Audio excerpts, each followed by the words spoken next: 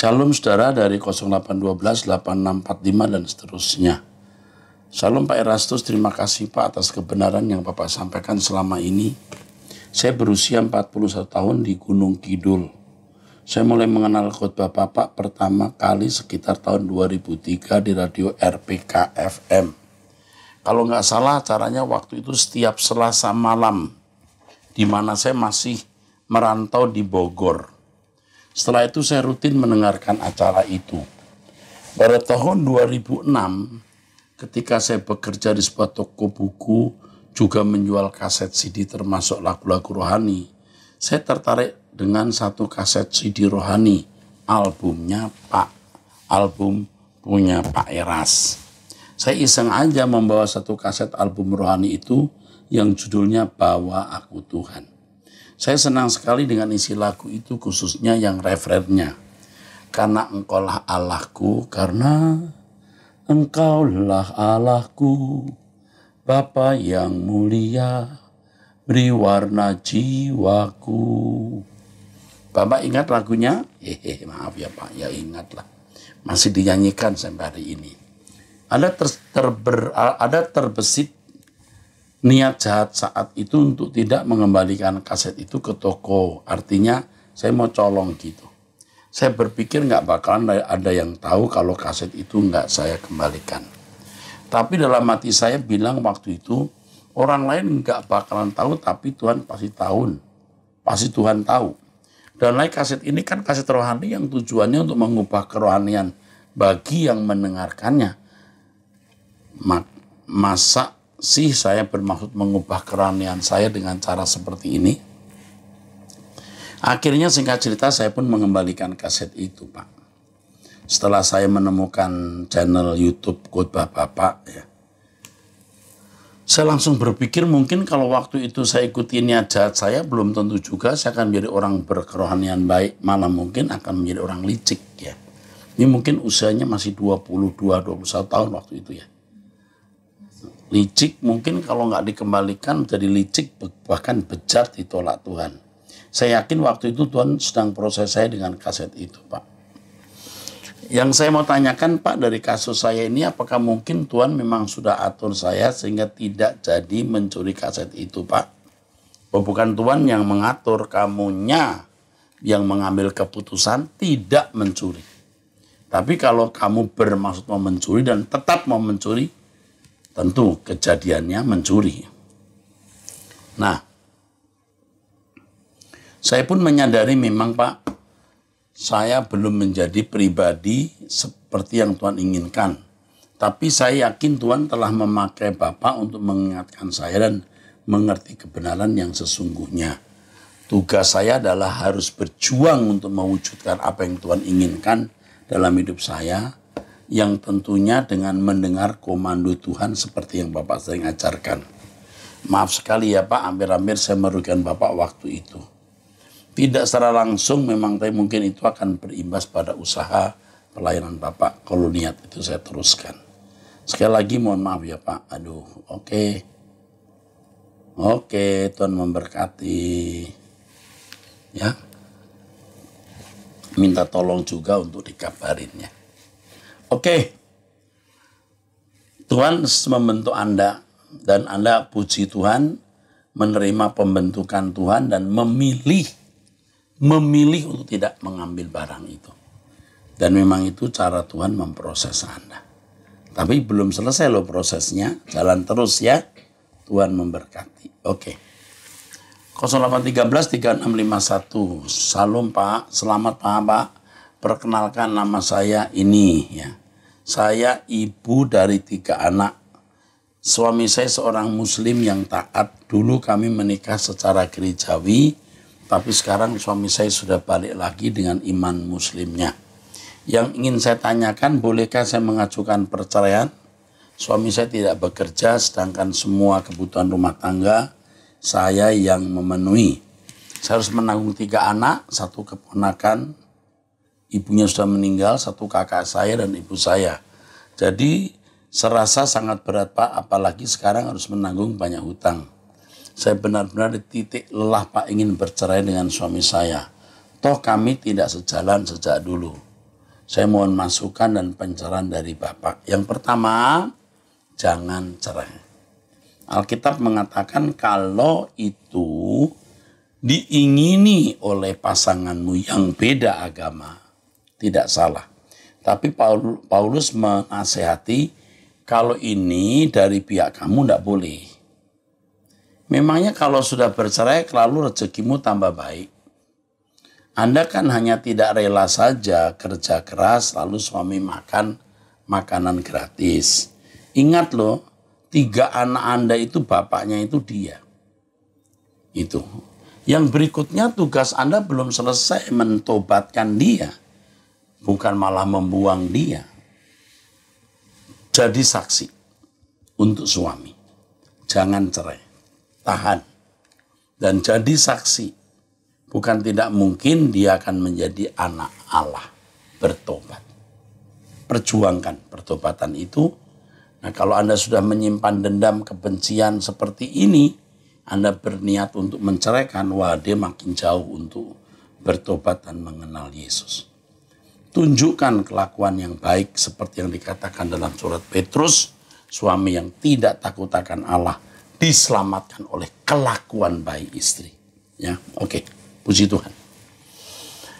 08 21 50 28 dan seterusnya. Salam Pak Eras, terima kasih sudah menjawab pertanyaan saya sebelumnya. Kini saya mau sharing lagi Pak. Saya punya 6 anak dan seorang ibu yang tinggal sama saya.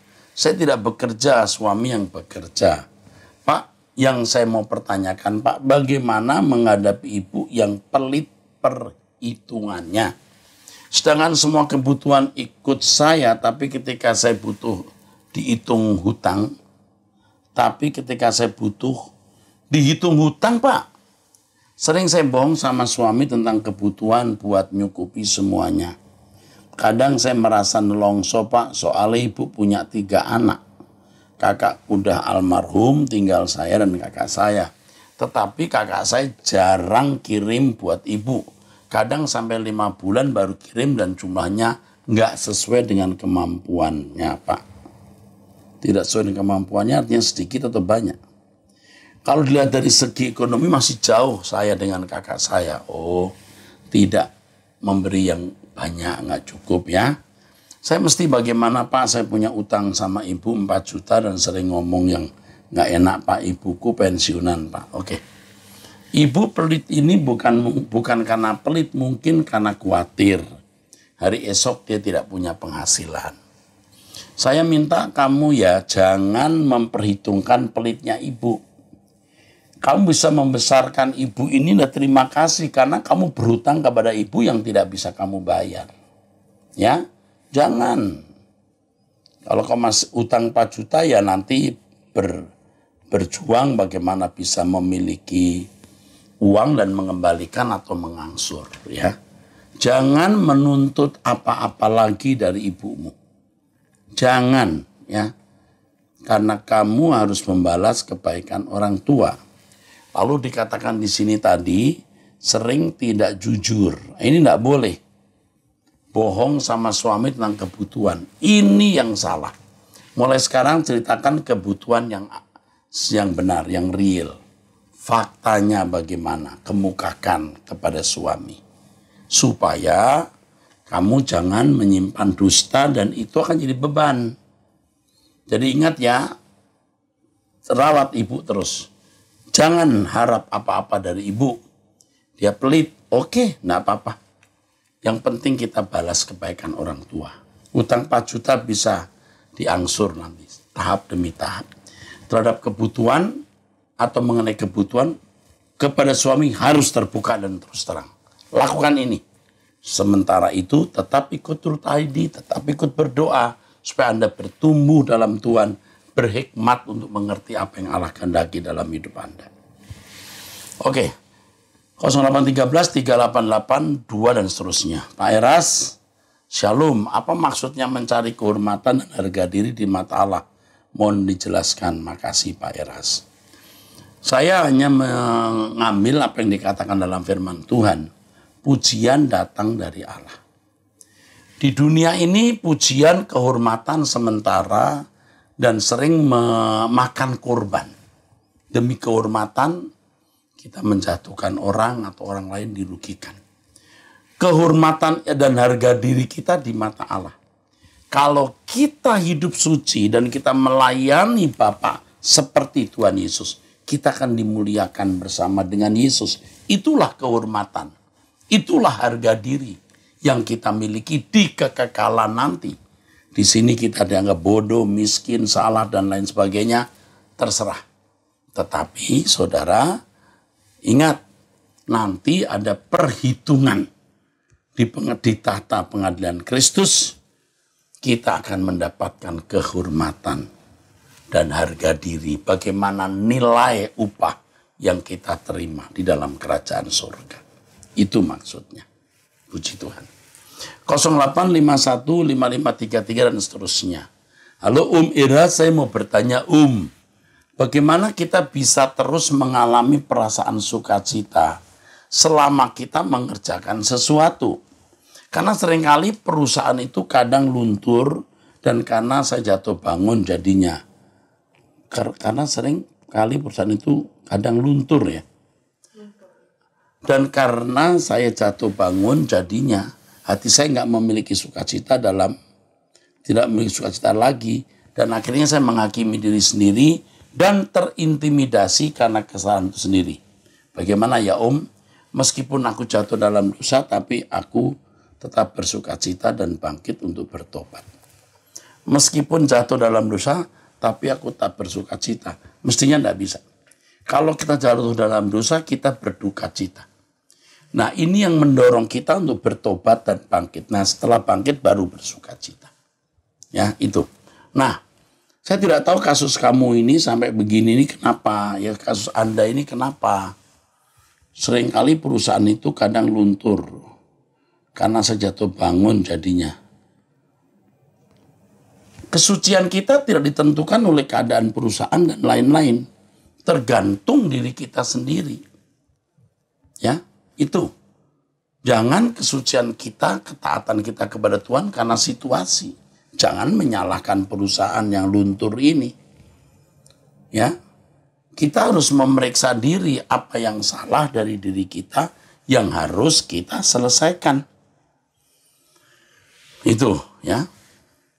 Dan kalau kita bersalah, kita datang kepada Tuhan minta ampun, Tuhan mengampuni.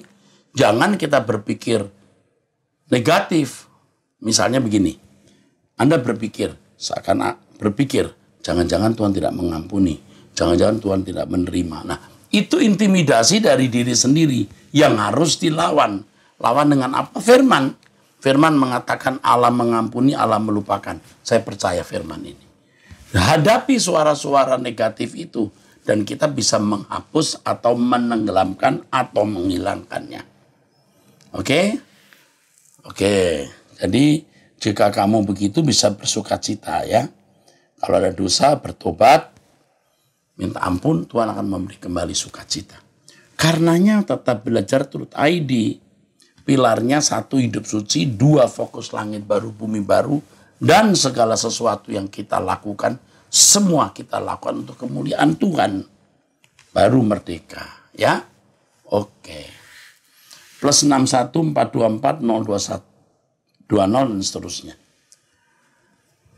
Umur saya 31 tahun Pak, laki-laki. Kakak saya yang pernah WA Bapak tentang adik yang melayani di gereja di Melbourne dan mengundang pendeta bule ya, yang juga sering ke Indonesia. Saya sejujurnya sedih melihat itu. Hamba Tuhan tidak mungkin menjelek-jelekkan dan mengkritik ajaran orang lain tanpa landasan. Saya masih terus mengikuti khotbah Pak Eras dan Ibu Rani Runtukahu selalu mengirim suara kebenaran setiap hari dari Truth ID. Saya benar-benar tercandui firman Tuhan dan hidup saya diubahkan Pak. Dan saya percaya sekali Pak Eras benar-benar dipakai Tuhan untuk memberitakan Injil yang murni. Istri saya dari negara Bhutan yang benar-benar Buddhis ekstrim bisa bilang kehidupan Kristen yang sejati benar-benar mulia. Saya benar-benar berusaha menjadi anggur yang tercurah bagi orang lain, Pak. Sebagai agen Kristus, hidup saya ini yang tidak boleh jadi batu sandungan dan salib yang biasanya diserang dari orang beragama lain. Saya kadang berpikir, aduh sayang ya, kenapa Rehoboth Sisters Church itu lokasinya di Sydney, bukan di Melbourne. Saya masih di gereja ini, dan saya ingin memberi indirect message kepada panitia-panitia gereja kalau tindakan menjelek-jelekan ajaran pendeta lain tanpa landasan itu tidak beretika, dan hamba Tuhan yang benar tidak akan makan perbuatan itu. Pak Eras sehat selalu ya. Suatu kehormatan kalau bisa berbincang-bincang dengan Pak Eras face to face. Kakak saya Jimmy hidupnya yang sudah berubah total semenjak menjadi Rehoboth, semenjak menjadi jemaat Rehoboth. Dan kita berdua selalu bertekad untuk menjadi seperti Kristus dan menebarkan kasih Kristus di mana kita berada. Mamaku masih agama lain, juga sudah mulai mendengar lagu rohani Kristen, puji Tuhan. Terserah apa kata pendeta lain tentang Pak Eras. Kita selalu diberkati dari firman Tuhan yang Pak Eras sampaikan. Thank you again Pak Eras. Waduh, ini saya senang dengar ini. Ya, ini ada sekretaris saya, tolong ingatkan saya untuk saya mesti bicara ini. Masih muda, usia 30 tahun. Pendeta yang kamu sebut ini memang sudah nyerang saya terus terang di gereja di mana dia menjadi seorang bapak rohani ya. Dia tinggal di Australia, tetapi secara berkala sering datang ke Indonesia. Dan saya sudah mengenal beliau itu lama, sejak dulu. Mungkin beliau nggak kenal saya secara muka demi muka ya. Aktivisnya ada beberapa yang datang ke gereja yang saya layani dan menyampaikan semacam somasi kepada beliau bahwa beliau salah mendengar ya. Ya, saya mengatakan A tapi ditafsirkan atau didengarkannya B. Maka dia menilai saya dengan B itu, padahal saya tidak mengatakan itu. Nah, saya tidak mengerti mengapa begitu ya. Seperti juga di salah satu media orang membuli saya dengan mengatakan pendeta Erastus mengatakan Yesus itu hanya utusan. Loh, saya tidak pernah mengatakan itu. Yesus itu utusan Allah Bapa, baca sendiri dong di Yohanes 17 ayat 3. Tapi dia juga Tuhan dan juru selamat. Loh, kok dia bilang Erastus bicara bahwa Yesus hanya utusan. Loh, tidak pernah bicara begitu. Ada lagi yang mengatakan, menurut pendeta Erastus itu mengatakan bahwa ada keselamatan di luar Kristus. Tidak pernah mengatakan itu. Keselamatan hanya dalam Kristus. Ada lagi yang mengatakan saya kawin dengan Roh Kudus. Coba dengarkan kesaksian saya lengkap. Loh, saya ini sudah tua begini, jadi dosen juga sudah 1/4 abad lebih, bahkan umur saya lebih lama di sekolah Alkitab ya. Kok bodoh banget loh kawin dengan Roh Kudus, betapa kurang ajarnya. Orang yang berani mengatakan dirinya kawin dengan Roh Kudus. Tidak. Itu semua bullying, fitnah, hoax. Tapi saya tidak membalas karena nanti akan ribut terus tambah keruh, saya diam. Nah, kalau saudara ini yang tidak sebut namanya juga nanti dikenal, mendengar apa yang saya sampaikan lalu bisa memiliki nurani mengatakan ini benar, nuranimu baik. Saya sedih juga hamba Tuhan yang sebenarnya senior. Kok hanya mendengar satu pihak, tidak mendengar secara lengkap, lalu menghakimi itu ya. Tapi maju terus. Terima kasih untuk kepercayaannya kepada saya. Ikuti terus dan buktikan bahwa melalui pemberitaan firman ini yang saya sampaikan orang berubah. Ya, biarlah fakta yang berbicara. Kita bisa disalahkan tapi kita tidak bisa dikalahkan. Karena kebenaran pasti menang. Terima kasih bro. 0899 88 dan seterusnya. 882 dan seterusnya. 0899 882 dan seterusnya. Saya seorang wanita usia 25 tahun. Salam kenal. Oke. Saya sudah beberapa kali bertanya di ABAM, salah satunya perihal rasa panik saya dan yang bermimpi makan satu meja dengan Om Eras dan Om Weknyo dan minta tambah telur dari tangan Om Eras tapi tidak dikasih. Semua jawaban Om Eras sangat teduh dan menguatkan saya. Saat ini saya hanya mau menyampaikan terima kasih sebesar-besarnya kepada keluarga GSKI, terutama Om Eras yang luar biasa dalam menyampaikan kebenaran yang tidak bisa dibalas dengan apapun. Karena ini harta yang sangat bernilai bagi kami, para jemaat. Untuk bisa mengenal kebenaran murni dan mengenal Allah Bapa dan Tuhan Yesus adalah harta yang tidak ternilai. Terima kasih telah memperjuangkan hal ini untuk kami ketahui sebagai jemaat. Pada umumnya saat kita memiliki kesulitan, pergumulan, sakit, dan masalah, pasti akan putus asa atau marah dengan keadaan. Tapi dengan apa yang Om Eras sampaikan dan dengan lagu-lagu yang Om Eras ciptakan, justru semakin membuat saya semangat dan merindukan Tuhan dan kerajaannya. Mengingat dunia ini sangat ringkih dan fana. Entah mengapa di tengah kesulitan, ada rasa seperti kekuatan atau penghiburan kalau mengingat ajaran Om Eras. Saya tanam hal yang Om Eras sampaikan. Dalam tanda kutip, apapun itu pasti akan berakhir. Baik kesenangan maupun kesedihan. Woi, keren ya. Jika dihayati makna kalimat ini luar biasa Om. Harapanku nanti di LP3 aku bisa sering bermain ke rumah Om Eras. Aduh, mengharukan juga. Aku mau dekat dengan rumah Om Eras yang aku yakini ada di area kerajaan surga. Keren. Di area keluarga kerajaan Allah. Jadi royal family. Inilah yang mau aku sampaikan kepada Om Eras, betapa aku bersyukur diberi kesempatan oleh Tuhan bisa mengenal ajaran Om. Aku kagum dengan Om Eras untuk sosok di zaman ini yang dipakai Tuhan. Aku tidak tahu kapan bisa ibadah offline, bisa duduk di depan sambil terkagum-kagum dengan setiap ucapan Om Eras. Aku rindu momen itu. Untuk saat ini aku perjuangkan agar aku bisa ketemu Om Eras lagi di LB3 kelak. Astaga. Om, salam kenal dari Hani. Kamu bikin hati saya terharu, Hani. Nyut ya, aduh, terharu ya. Hani, Tuhan memberkati kamu ya, we love you ya. Kita menjadi keluarga besar kerajaan Allah dan suatu hari pasti kita akan bersama-sama. Hani, ya, bless you. 0812 1328 dan terusnya. Salam Pak, saya wanita usia 37 tahun, sudah menikah 12 tahun, sedang masalah dalam rumah tangga karena saya pernah selingkuh. Tapi saya sudah bertobat Pak. Saat ini saya ingin dicerai suami. Saya dipisahkan dengan anak-anak dan tidak boleh ketemu anak. Saya kangen banget ingin bertemu anak-anak, tapi suami begitu marahnya tidak izinkan saya ketemu anak-anak saya Pak. Apa yang harus saya lakukan Pak? Saya rasa ingin bunuh diri saja Pak.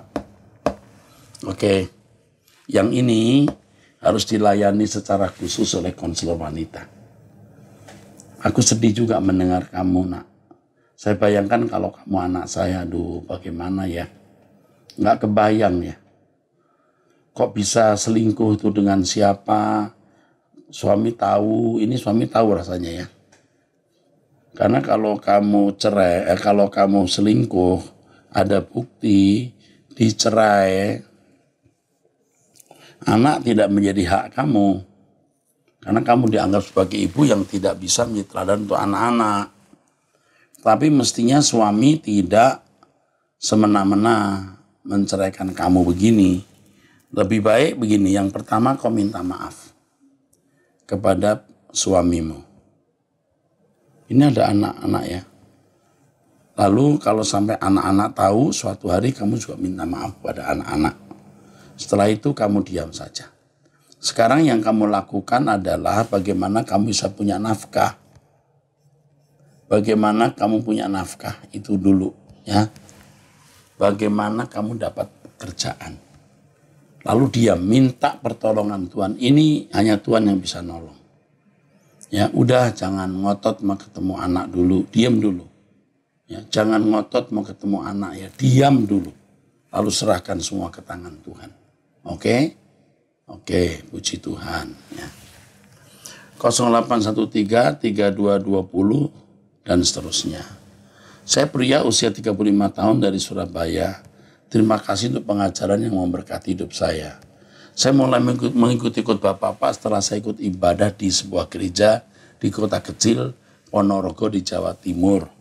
Gereja di mana ayah saya digembalakan. Saya masih ingat selesai ibadah itu Bapak Gembalanya menyapa dengan memanggil nama saya dengan lembut dan memberikan buku karya Pak Eras. Awalnya saya kurang tertarik membaca buku itu. Tapi karena ayah saya sering bercerita tentang keteladanan hidup gembalanya yang menurut saya luar biasa, bagaimana teladan kesederhanaan hidupnya, mengasihi jemaatnya dan bahkan orang-orang yang bukan jemaatnya. Hidup gembala tersebut merupakan kesaksian dari jemaat maupun orang-orang yang tidak mengenal Tuhan. Namun di tahun 2019 yang lalu, gembala tersebut dipanggil pulang ke rumah Bapak di surga.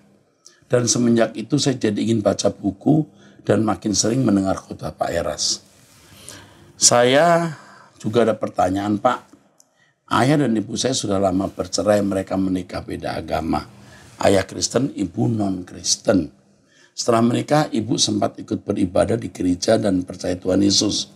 Namun karena satu dan lain hal, setelah sekitar 20 tahun pernikahan mereka memutuskan bercerai dan ibu saya yang usianya saat ini 55 tahun kembali ke keyakinan awalnya non-Kristen. Ibu saya orang baik, sayang keluarga dan suka menolong sesama.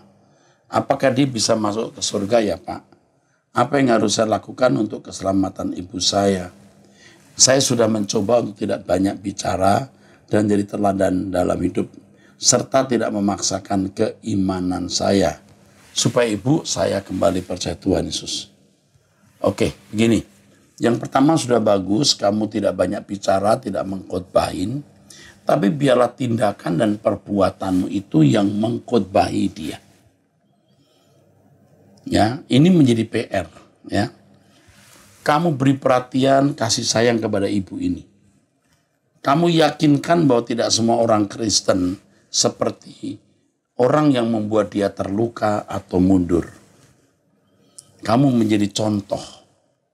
Jangan banyak bicara, apalagi berdebat, apalagi menjelek-jelekan agama lain dan nabinya. Tidak boleh. Perbuatanmu harus begitu agung dan mulia sampai ibu berkata, orang sebaik ini, nunjuk kamu ya, tidak mungkin agamanya salah. Orang sebaik kamu, tidak mungkin Tuhannya salah. Dan serahkan kepada Tuhan dan tunggu waktu di mana Tuhan menjamah ibumu dan ibumu disembuhkan. Artinya diselamatkan. Ya, Tuhan memberkati. Sola Gracia.